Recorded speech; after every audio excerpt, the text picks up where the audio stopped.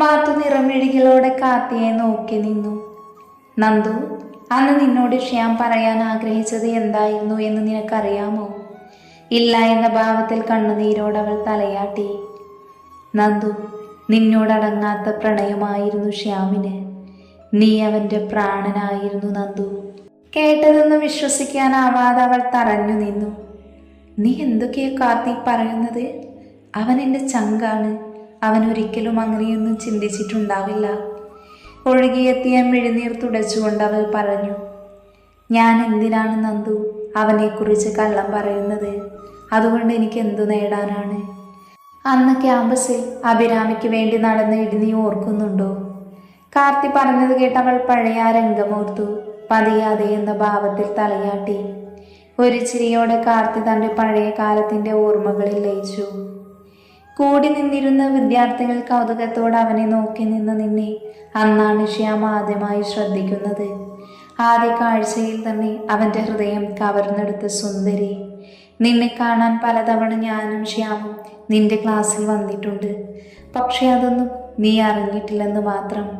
ഒരിക്കൽ ബുക്സുമായി വന്ന് നിന്റെ ദേഹത്ത് അറിയാതെ അവൻ തട്ടിയതും കയ്യിലിരുന്ന ബുക്കുകൾ താഴെ വീണതിന് ചീത്ത പറയാനായി നീ അവനെ നോക്കിയതും ശ്യാമനെന്ന് മനസ്സിലാക്കി നീ പേടിച്ചു നിന്നതുമെല്ലാം ഇടയ്ക്കിടയ്ക്ക് അവൻ പറഞ്ഞു ചിരിക്കാറുണ്ടായിരുന്നു. അപ്പോഴെല്ലാം അത് വെറും ഒരു തമാശയായി മാത്രം ഞാൻ എടുത്തു. പക്ഷെ ഞാൻ അറിഞ്ഞിരുന്നില്ല അവൻ്റെ മനസ്സിനെ ഒരുപാട് ആഴത്തിൽ നീ കീഴ്പ്പെടുത്തിയെന്ന്. പിന്നീട് നിന്നോട് കമ്പനി ആയതും നിന്റെ ചങ്കായി അവൻ മാറിയതും. ഒരിക്കൽ നിന്റെ ചെറുപ്പകാലത്തിൻ്റെ ഓർമ്മകൾ തേടി ആലപ്പുഴയിലെ നിന്റെ തറവാട്ടിലും ഞങ്ങൾ പോയിരുന്നു. ചെറുപ്പത്തിലെ നിന്റെ ഓരോ കുസൃതി തരങ്ങളും നീ കളിച്ചു വളർന്ന നിന്റെ നാട്ടുംപുറവുമെല്ലാം അവൻ നിന്റെ ഓർമ്മയുമായി നടന്നു. ആ യാത്രയിൽ വാത്തോരാതെ അവൻ നിന്നെക്കുറിച്ച് പറഞ്ഞുകൊണ്ടിരുന്നു. അവൻ്റെ കണ്ണുകളിൽ വിരിഞ്ഞിരുന്ന പ്രണയം എന്ന വികാരത്തെ ഞാൻ ആദ്യമായി കണ്ടതും അന്നാണ്. നിന്നോടുള്ള അവൻ്റെ തീവ്ര പ്രണയം അത് വെറും വാക്കുകളിലൂടെ പറഞ്ഞറിയിക്കാൻ പറ്റില്ല നന്ദു.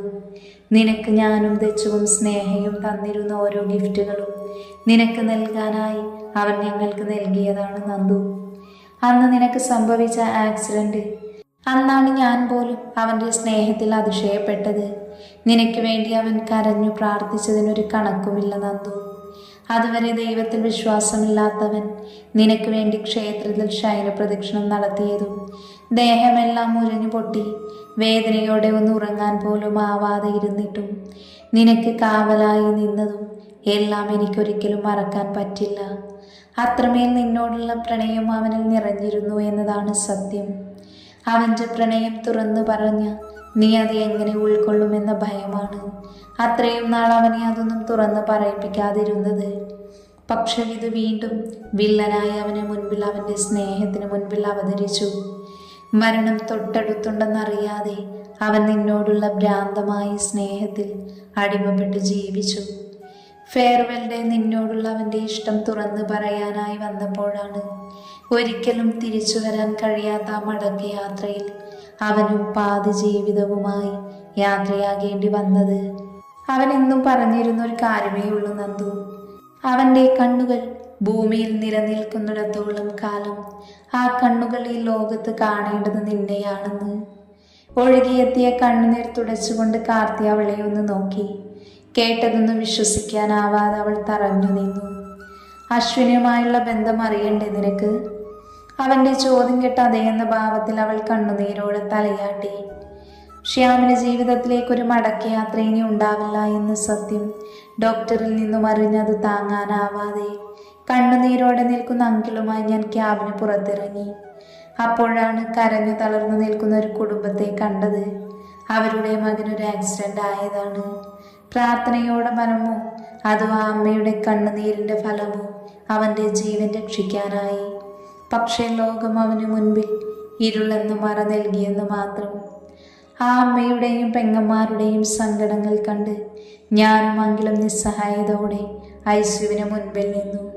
ഇനി ജീവിതത്തിലേക്കൊരു മടക്കയാത്രയില്ലാത്ത ശ്യാമിൻ്റെ കണ്ണുകളിലൂടെ അശ്വിനി ലോകം കാണട്ടെ എന്നെൻ്റെ തീരുമാനം അല്പം മടിയോടെയാണെങ്കിലും അങ്കിലും സമ്മതിച്ചു.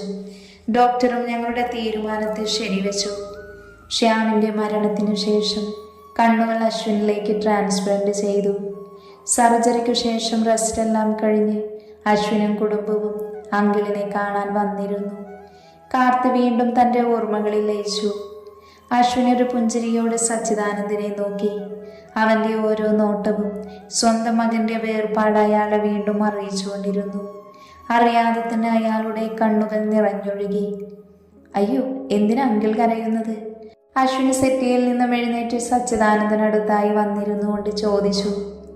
ഒന്നുമില്ല മോനെ, എൻ്റെ മകൻ്റെ കണ്ണുകൾ ഒന്നുകൂടെ കണ്ടപ്പോൾ അച്ഛൻ്റെ ഹൃദയത്തിനത് താങ്ങാനായില്ല. അവൻ തിരിച്ചു വന്നിരുന്നുവെങ്കിൽ എന്നൊരു നിമിഷമെങ്കിലും ഈ അച്ഛൻ ആഗ്രഹിച്ചു പോയി. എല്ലാം അവൻ്റെ വിധിയാണ്. അയാൾ കണ്ണുനീരോട് അശ്വിൻ്റെ തലയിൽ തലോടിക്കൊണ്ട് പറഞ്ഞു. അശ്വിൻ അദ്ദേഹത്തിൻ്റെ കൈകൾ പിടിച്ച് അവൻ്റെ ഹൃദയത്തോട് ചേർത്ത് വെച്ചു. എനിക്കിതെൻ്റെ ജീവിതത്തിൻ്റെ രണ്ടാം ഊഴമാണ്. ഒരുപാട് കാര്യങ്ങൾ ചെയ്തു തീർക്കാനുണ്ട്. ഞാൻ ഇനിയും അങ്കിളിനെ കാണാൻ വരും, അതുപോലെ. അങ്കിളല്ല, അച്ഛൻ. മോൻ അങ്ങനെ വിളിച്ചാൽ മതി. ആരുമില്ലാതെ അനാഥനായി പോയ ഈ വയസ്സിന് ദൈവം തന്ന നിധിയാണ് മോന്. എൻ്റെ ശ്യാമിനെ പോലെ തന്നെയാണ് എനിക്ക് മോനും. എന്തിനാ അങ്കിൾ അങ്ങനെയൊക്കെ പറയുന്നത്? അപ്പം നന്ദുവോ? അവൾ അങ്കിളിൻ്റെ മകളല്ലേ? കാർത്തി ചോദിച്ചത് കേട്ട് അയാൾ കണ്ണുനീർ തുടച്ചൊന്ന് ചിരിക്കാൻ ശ്രമിച്ചു. അതെ, എൻ്റെ മകൻ എന്നെ ഏൽപ്പിച്ചിട്ട് പോയ ഒരു ഉത്തരവാദിത്തമാണത്. എൻ്റെ മകളായി വീട്ടിലേക്ക് കൈപിടിച്ചു കൊണ്ടുവരണമെന്ന് കരുതിയതാണ്. പക്ഷെ വിധി എന്നെ തോൽപ്പിച്ചു കളഞ്ഞു. അയാൾ ഒരു നെടുവേർപ്പോടെ പറഞ്ഞു. മതി, ഇനിയൊന്നും പറഞ്ഞ് സങ്കടപ്പെടാൻ നിൽക്കണ്ട. അശ്വിൻ, എഴുന്നേൽക്ക്, ഞാൻ ശ്യാമിൻ്റെ റൂം കാണിച്ചു തരാം. കാർത്തി അശ്വിൻ്റെ കൈ പിടിച്ച് എഴുന്നേൽപ്പിച്ചു.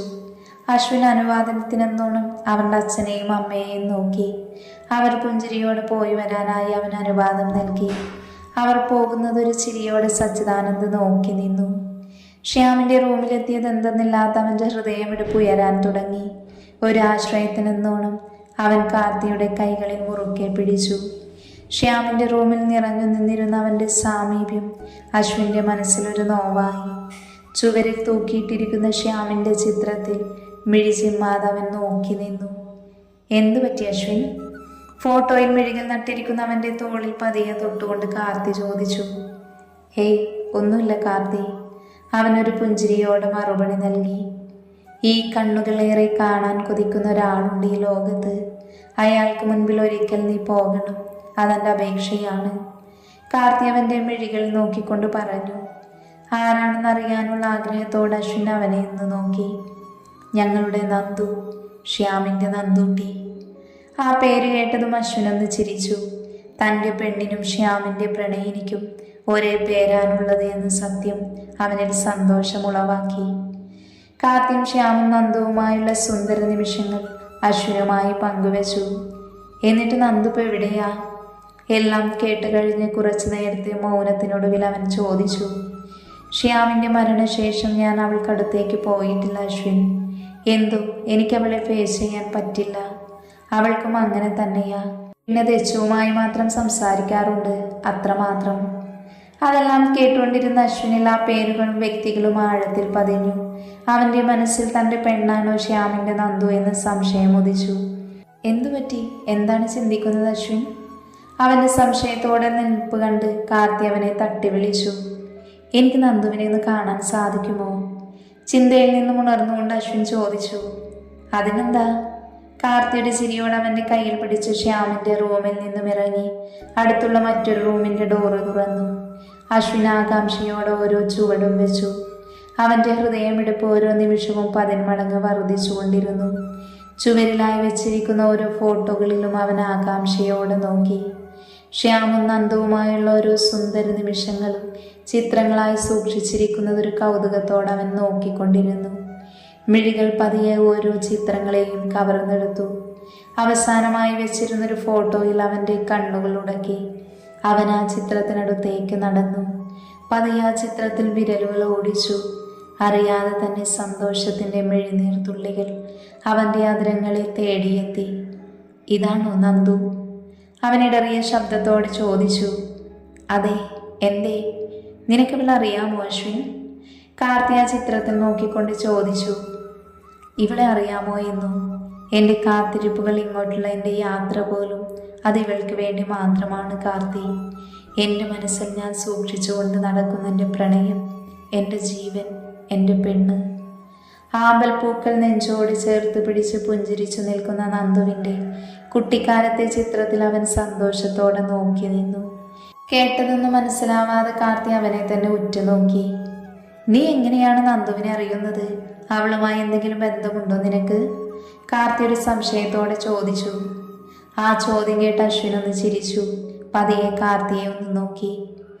അവളുമായി എനിക്കൊരു ബന്ധമേ ഉള്ളൂ കാർത്തി, എൻ്റെ ചങ്ക് കട്ടെടുത്തൊരു ജിന്ന്. ഒരു പുഞ്ചിരിയോട് അവൻ മറുപടി നൽകി. എന്നിട്ട് ഇന്ന് വരെ അവൾ നിന്നെക്കുറിച്ചൊന്നും പറഞ്ഞ് കേട്ടിട്ടില്ലല്ലോ അശ്വിൻ. അവൾക്ക് എന്നെ അറിയില്ല കാർത്തി. കാരണം എൻ്റെ പ്രണയം അതിനും എൻ്റെ മനസ്സിൽ ഞാൻ മാത്രം സൂക്ഷിച്ചു കൊണ്ട് നടക്കുന്ന ഒരു കാര്യമാണ്. ഞാൻ എൻ്റെ ഇഷ്ടം ഇതുവരെ അവളോട് തുറന്ന് പറഞ്ഞിട്ടില്ല. അശ്വിൻ തൻ്റെ കുട്ടിക്കാലത്തെ ഓർമ്മകൾ കാർത്തിയുമായി പങ്കുവച്ചു. എല്ലാം കേട്ട് കാർത്തി അവനെ തന്നെ നോക്കി നിന്നു. ശ്യാമിനെ ഞങ്ങളിൽ നിന്നും തട്ടിയെടുത്തപ്പോൾ എനിക്ക് ദൈവത്തോടുള്ള വിശ്വാസം തന്നെ അത് പോയിരുന്നു. പക്ഷെ ഇപ്പോൾ മനസ്സിലായി, ജീവിതത്തിൽ സംഭവിക്കുന്ന ഓരോ ചെറിയ കാര്യങ്ങൾക്ക് പിന്നിലും ഇതുപോലെ വലിയ സത്യങ്ങൾ കാത്തിരിപ്പുണ്ടാവുമെന്ന്. കാലം നിനക്കായി അവളെ കാത്തുവച്ചു. അവളെ നിന്നിലേക്ക് എത്തിക്കാൻ ശ്യാം ഒരു നിമിത്തമായി, അത്രമാത്രം. നിന്റെ കയ്യിൽ അവളെ നിൽക്കുമ്പോഴേ എൻ്റെ ശ്യാമിൻ്റെ ആത്മാവിന് ശാന്തി ലഭിക്കൂ. അതെല്ലാം കേട്ട് അശ്വിൻ മൗനമായി പുഞ്ചിരിച്ചു. പതിയെ അവളുടെ ചിത്രത്തിൽ തലോടി. ഇനി എന്തിനും ഞാൻ ഉണ്ടാകും നിന്റെ ഒപ്പം, അതുപോരെ? കാർത്തി അവൻ്റെ തോളിൽ കൈയിട്ട് അവനെ ചേർത്ത് നിർത്തിക്കൊണ്ട് പറഞ്ഞു. അപ്പൊ പോകണ്ടേ നിന്റെ ജിന്നിൻ്റെ അടുത്തേക്ക്? കാലം എനിക്കായി അവളെ ഇത്രയും നാൾ കാത്തുവെച്ചില്ലേ, ആ കാലം തന്നെ അവളെ എൻ്റെ മുൻപിലെത്തിക്കും കാർത്തി. ഞാനായി അവൾക്ക് മുമ്പിലേക്ക് പോകണമെന്നില്ല. അശ്വിൻ്റെ മറുപടി കേട്ട് കാർത്തി അതിശയത്തോടെ അവനെ നോക്കി. അതൊക്കെ എന്ത് തന്നെയായാലും ഒരു കാര്യത്തിൽ എനിക്കൊരുപാട് സന്തോഷമുണ്ട് അശ്വിൻ. എന്താണെന്ന ഭാവത്തിൽ അശ്വിൻ അവനെ ഒന്ന് നോക്കി.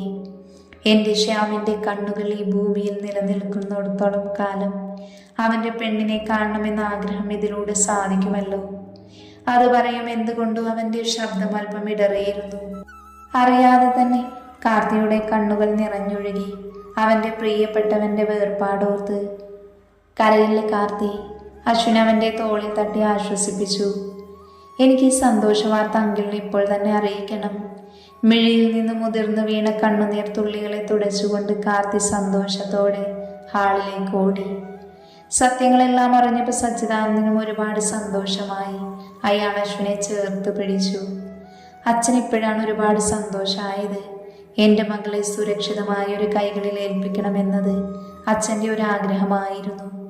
ഞാൻ നന്ദുവിൻ്റെ അച്ഛനെ വിളിച്ച് കാര്യങ്ങളെല്ലാം പറഞ്ഞോളാം. ഒഫീഷ്യലായി തന്നെ കാര്യങ്ങൾ നടക്കണം, സച്ചിദാനന്ദ സന്തോഷത്തോടെ പറഞ്ഞു. അതെല്ലാം ശരിയാണ് അച്ഛാ, പക്ഷേ എൻ്റെ ഇഷ്ടം അത് ഞാൻ പറയും മുന്നേ അവൾക്കും എന്നോട് ഇഷ്ടമുണ്ടാവണം. ഞാൻ ആരാണെന്നോ എന്താണെന്നോ ഒന്നും അറിയാതെ അവളിൽ പ്രണയം വിരിയണം. അങ്ങനെ സംഭവിച്ചതിനു ശേഷം മാത്രമേ അവളോടെല്ലാം തുറന്നു പറയാവൂ. എന്നിട്ട് പോലെ വീട്ടുകാരുടെ തീരുമാനങ്ങൾക്ക് വിട്ടുകൊടുക്കുന്നത്. മോൻ പറഞ്ഞതും ശരിയാ. ഏതായാലും എന്തിനും ഏതിനും ഈ അച്ഛൻ കൂടെയുണ്ട്. ആ തീരുമാനം എല്ലാവരിലും സന്തോഷം നിറച്ചു. പിന്നീട് അങ്ങോട്ടുള്ള ഓരോ ദിവസങ്ങളിലും ഞങ്ങൾ തമ്മിൽ കാണുന്നത് പതിവായിരുന്നു. അവനോടൊപ്പമുള്ള കൂടിക്കാഴ്ചകളിലാണ് അപ്പുവിനെയും കാത്തുവിനെയും ദാസനെയും ഒക്കെ പരിചയപ്പെടുന്നത്. നീ അവന് മുൻപിൽ എത്താതെ അവൻ നിനക്ക് മുൻപിൽ വരില്ലെന്ന അശ്വിൻ്റെ വാശിയാണ് എല്ലാ കാത്തിരിപ്പുകൾക്കും കാരണമായത്. പലതവണ അതിനായി അവസരങ്ങൾ നോക്കിയിരുന്നു. ദൈവഹിതം എന്ന് തന്നെ പറയണം, നിന്നെ കാണാൻ സാധിച്ചു. പിന്നെ ബാക്കിയെല്ലാം ഞങ്ങളുടെ പ്ലാനുകളായിരുന്നു. ചെന്നൈയിൽ തന്നെ നിന്റെയും ദച്ചുവിൻ്റെയും PG അഡ്മിഷൻ, ആ ബസ് യാത്രയുള്ള നിങ്ങളുടെ കണ്ടുമുട്ടൽ, മുന്നോട്ടുള്ള യാത്രയും അടുത്തു തന്നെയുള്ള നിങ്ങളുടെ താമസവും, അങ്ങനെയെല്ലാം തന്നെ ഞങ്ങളുടെ പ്ലാനുകൾ പോലെ തന്നെ നടന്നു. എല്ലാം പറഞ്ഞു കഴിഞ്ഞ് കാർത്തിയുടെ നെടുവീർപ്പോടെ നന്ദുവിനെ നോക്കി. എല്ലാം കേട്ട് എന്തു പറയണമെന്നറിയാതെ അവൾ തറഞ്ഞു നിന്നു. ശ്യാമിന് തന്നോടുണ്ടായ പ്രണയവും ഒന്നും പറയാനാകാതെയുള്ള അവൻ്റെ മടക്കി യാത്രയും മാക്കാനോട് താൻ പറഞ്ഞ ഓരോ വാക്കുകളും അവളെ ഏറെ ദുഃഖത്തിലാഴ്ത്തി. അവളിൽ നിന്നും ഒലിച്ചിറങ്ങുന്ന മിഴിനീർ തുള്ളികൾ പറയാതെ പറഞ്ഞുകൊണ്ടിരിക്കുന്നത് ഒന്നു മാത്രമാണ്, മാക്കാനോടുള്ള തൻ്റെ അടങ്ങാത്ത പ്രണയം. അവൾ മുഖം കുത്തിപ്പിടിച്ച് കരഞ്ഞുകൊണ്ട് താഴേക്കിരുന്നു. ദച്ചു അവൾക്കടുത്തായി വന്നിരുന്ന് അവളെ ചേർത്ത് പിടിച്ചു. നന്ദു. ദച്ചുവിൻ്റെ വിളി കേട്ടവൾ മുഖമുയർത്തി അവളെ കണ്ണുനീരോടെ നോക്കി. എല്ലാം അറിഞ്ഞിട്ടും പറയാതിരുന്നത് നീ സങ്കടപ്പെടുന്നത് കാണാൻ പറ്റാത്തത് കൊണ്ടാണ് നന്ദുട്ടി. ഈ കണ്ണു നിറഞ്ഞാൽ നിന്റെ ഈ ദച്ചുവിനെ സഹിക്കില്ല. അശ്വനേട്ടൻ നിന്നോടുള്ള പ്രണയം അറിഞ്ഞപ്പോൾ ലോകത്തിൻ്റെ ഏത് കോണിൽ പോയാലും ആ കൈകളിൽ നീ എന്തുകൊണ്ടും സുരക്ഷിതയായിരിക്കുമെന്ന് ഉറച്ച ബോധ്യമുള്ളത് കൊണ്ടാണ് എല്ലാത്തിനും കൂട്ടുനിന്നത്. പതിയെ നന്ദുവിൻ്റെ കണ്ണുനീർ തുടച്ചുകൊണ്ട് അവൾ പറഞ്ഞു. ശ്യാം, അവൻ എന്നെ ഇഷ്ടം. വാക്കുകൾ മുഴുമിപ്പിക്കാനാവാതെ നന്ദു കരഞ്ഞുകൊണ്ടിരുന്നു. മതി കരഞ്ഞത്. അപ്പോൾ അവളെ പതിയെ പിടിച്ചെഴുന്നേൽപ്പിച്ചു. കരഞ്ഞതുകൊണ്ടൊരു പ്രയോജനവുമില്ല നന്ദു. നിന്നെ ഓർത്ത്, നീ പറഞ്ഞ ഓരോ വാക്കുകൾ ഓർത്ത് നെഞ്ചു വിങ്ങിയാണ് എൻ്റെ ഏട്ടൻ ഇവിടെ നിന്നും ഇറങ്ങിപ്പോയത്. അദ്ദേഹത്തോട് നിനക്കെന്താ ഇനി പറയാനുള്ളത്? എൻ്റെ ഏട്ടൻ്റെ പ്രണയത്തിന് ഞാൻ ഇത്രയും പ്രാധാന്യം നൽകണമെങ്കിൽ ഒന്ന് ചിന്തിച്ചു നോക്ക് നീ. നിന്നെ എൻ്റെ ഏട്ടൻ എന്തോരം സ്നേഹിക്കുന്നുണ്ടാകും. അതൊക്കെ പോട്ടെ, ഈ ഫ്ലാറ്റ് അത് ആരുടേതാണെന്ന് അറിയുമോ നിനക്ക്? ഇല്ല എന്ന ഭാവത്തിൽ അവൾ തലയാട്ടി. എൻ്റെ ഏട്ടൻ്റെ ഫ്ലാറ്റാണിത്. ഇന്ന് നീ ഇറങ്ങിപ്പോകാൻ പറയാതെ പറഞ്ഞപ്പോൾ പോലും ഒന്നും മിണ്ടാതെ ആ മനുഷ്യൻ ഇറങ്ങി. അത് പറയുമ്പോൾ അപ്പുവിൻ്റെ കണ്ണുകൾ അവൾ പോലും അറിയാതെ ഇറനണിഞ്ഞു. നന്ദു ഒന്നും മിണ്ടാതെ കരഞ്ഞുകൊണ്ടിരുന്നു. ശ്യാമിൻ്റെ കണ്ണുകളെ താൻ കരയിപ്പിച്ചു. തൻ്റെ പ്രാണന്റെ പാതയായ മാക്കാനെ വേദനിപ്പിച്ചതോർത്ത് അവൾക്ക് സ്വയമേ പുച്ഛം തോന്നി. തൻ്റെ മനസ്സിത്രയും അതപ്പതിച്ചു പോയല്ലോ. അവൾ ഉള്ളുവിങ്ങി കരയാൻ തുടങ്ങി. അപ്പോഴും മാക്കാനോട് പറഞ്ഞ ഓരോ വാക്കുകളും ഒരലയടികളായി അവൾക്ക് ചുറ്റും പ്രതിധ്വനിച്ചുകൊണ്ടിരുന്നു. ദച്ചു, എനിക്കെൻ്റെ മാക്കാനെ കാണണം ദച്ചു. ഞാൻ പറഞ്ഞ ഓരോ വാക്കുകൾക്ക് ക്ഷമ ചോദിക്കണം. എല്ലാത്തിനും ഉപരി എൻ്റെ ശ്യാമിൻ്റെ, എൻ്റെ ചങ്കിൻ്റെ കണ്ണുകളെ കാണണം. അവൾ കരഞ്ഞുകൊണ്ട് മാക്കാൻ്റെ ഫ്ലാറ്റ് ലക്ഷ്യമാക്കി ഓടി. ഒരു പുഞ്ചിരിയോട് അവൾ പോകുന്നത് കാർത്തി നോക്കി നിന്നു. എല്ലാ സത്യങ്ങളും പറയാതിരുന്നത് എന്താ കാർത്തി? ദച്ചുവിൻ്റെ ചോദ്യം കേട്ടവനൊന്ന് ചിരിച്ചു. ചില സത്യങ്ങളെല്ലാം അവൾ തനിയെ മനസ്സിലാക്കുന്നതാണ് നല്ലതെന്ന് തോന്നി. അവൻ്റെ മറുപടി കേട്ട് അപ്പു ദച്ചുവിനെ ഒന്ന് നോക്കി. അതെ ദച്ചു, ചിലതെല്ലാം അവൾ തനിയെ മനസ്സിലാക്കട്ടെ. മാക്കാൻ്റെ ഫ്ലാറ്റിന് മുമ്പിലെത്തിയതും അവളുടെ കാലുകൾ നിശ്ചലമായി. എങ്ങനെ അവൻ അഭിമുഖീകരിക്കുമെന്ന ചിന്ത അവളുടെ മനസ്സിനെ വേട്ടയാടിക്കൊണ്ടിരുന്നു. പതിയെ മിഴികൾ അടച്ചൊരു ദീർഘശ്വാസം എടുത്ത് അവൾ നിന്നു. മാക്കാൻ്റെ രൂപം ഒരു തിരശീലയിൽ എന്ന പോലെ അവൾ മിന്നിമാഞ്ഞു. കോളിംഗ് ബെല്ലടിക്കാൻ തുടങ്ങും മുന്നേ ഡോറ് തുറന്നു. അവൾ ആകാംക്ഷയോടെ നോക്കി. ദാസാണെന്ന് മനസ്സിലായതും മെല്ലെ അവളുടെ മുഖത്തെ ചിരിമാഞ്ഞു. നീ എന്തിനാ നന്ദു ഇവിടെ നിൽക്കുന്നത്? ദാസിന്റെ ദേഷ്യത്തോടെയുള്ള ചോദ്യം കേട്ടിട്ടും അവളുടെ കണ്ണുകൾ മറ്റാരെയോ തിരഞ്ഞുകൊണ്ടിരുന്നു. നിന്നോടാ ഞാൻ ചോദിക്കുന്നത്. ദാസ് അവളെ ദേഷ്യത്തോടെ തന്നെ നോക്കിക്കൊണ്ട് ചോദിച്ചു. അത് മാക്കാനെ കാണാൻ. അത് പറയുമ്പോഴും അവളുടെ കണ്ണുകൾ അനുസരണയില്ലാതെ അവനെ തിരഞ്ഞുകൊണ്ടിരുന്നു. അവൻ പോയി, നീ ഇനി നോക്കി ബുദ്ധിമുട്ടേണ്ട. അവളുടെ മുഖത്തെ കൈഞ്ഞൊടിച്ചുകൊണ്ട് ദാസ് പറഞ്ഞു. പോയെന്നോ? എവിടെ? എൻ്റെ മാക്കാൻ എന്നെ വിട്ട് ഒരിടത്തും പോകില്ല. ചുമ്മാ കള്ളം പറയില്ല ദാസേട്ടാ.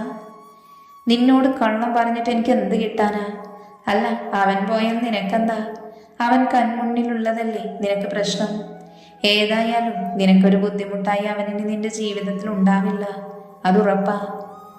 കേട്ടതൊന്ന് വിശ്വസിക്കാനാവാതെ അവൾ തറഞ്ഞു നിന്നു. എൻ്റെ മാക്കാൻ എന്നെ വിട്ടു പോകില്ല, അവൾ സ്വയമേ മനസ്സിൽ ഉരുവിട്ടുകൊണ്ടിരുന്നു. ഇനി കരഞ്ഞിട്ടൊന്നും കാര്യമില്ല നന്ദു. ദാസിന്റെ മറുപടി കേട്ടവൾ അവനെ തന്നെ ഒരു നിമിഷം നോക്കി നിന്നു. എവിടേക്കാണ് പോയതെന്ന് പറഞ്ഞു ദാസേട്ടാ? പ്രതീക്ഷയോടെയുള്ള അവളുടെ മുഖം കണ്ട് മൗനമായില്ലെന്ന് അവൻ തലയാട്ടി. കൂടുതലൊന്നും ചോദിക്കാനുള്ള ശക്തിയില്ലാതെ അവൾ മെല്ലെ സ്വന്തം ഫ്ലാറ്റിലേക്ക് നടന്നു. റൂമിൽ കയറി ചുറ്റും നോക്കി. മുറിയിലെ ഇരുട്ട് അതിനും ശക്തിയായി തൻ്റെ മനസ്സിനെ കീഴ്പ്പെടുത്തിയിരിക്കുന്നു എന്ന സത്യം അവളെ വീണ്ടും കണ്ണീരിലാഴ്ത്തി. മുറിയിലെ ലൈറ്റ് ഓൺ ചെയ്ത് കബോർഡിൽ നിന്നും തൻ്റെ ഡയറി എടുത്തു. അതിൽ സൂക്ഷിച്ചിരുന്ന ശ്യാമിൻ്റെ ഫോട്ടോ നെഞ്ചോട് ചേർത്ത് പിടിച്ചവൾ ബാൽക്കണിയിലേക്ക് നടന്നു. ഒരു നിമിഷം അവൾ ആ ഫോട്ടോയിൽ തന്നെ കണ്ണുകൾ നട്ടിരുന്നു. നിന്റെ വേർപാടിന്നും ഒരു നോവായി എൻ്റെ മനസ്സിൽ നിലനിൽക്കുവാണ് ശ്യാം. നിന്നിൽ നിന്നും സൗഹൃദമെന്ന മധുരത്തെയാണ് ഞാൻ മനസ്സിലാക്കിയത് ചങ്കേ. അവിടെ പ്രണയമെന്ന വികാരമില്ല. പ്രണയം അതെൻ്റെ മാക്കാനോട് മാത്രമാണ്. ഞാൻ വരുമാക്കാനെ എൻ്റെ പ്രണയത്തെ തേടി, എൻ്റെ ചങ്കിൻ്റെ കണ്ണുകളെ തേടി. പതിയെ അവളുടെ ചുണ്ടിൽ ഒരു പുഞ്ചിരി വിരിഞ്ഞു. ആ സന്തോഷത്തിന് കൂട്ടായി മഴയും ഭൂമിയിൽ പെയ്തിറങ്ങി.